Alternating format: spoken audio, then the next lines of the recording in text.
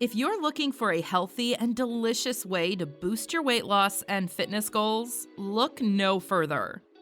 This fantastic broccoli smoothie for weight loss is packed with metabolism-boosting ingredients like fiber, healthy fats, protein, and complex carbs.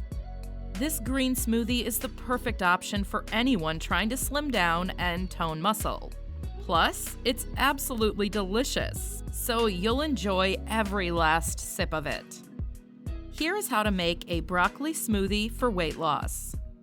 You will need 3 broccoli florets, 1 stalk of celery, 1/4 of avocado, 1 cup of pineapple, half a grapefruit, 1 scoop of protein powder of your choice, dash of cayenne pepper, 2 tablespoons of fresh mint, 1 cup of fresh spinach, half cup of brewed and cooled green tea.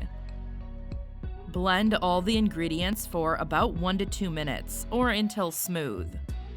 For a hot summer's day, you can also blend in a few ice cubes to make the smoothie nice and chilled. Now, your metabolism-boosting broccoli smoothie for weight loss is ready to be served.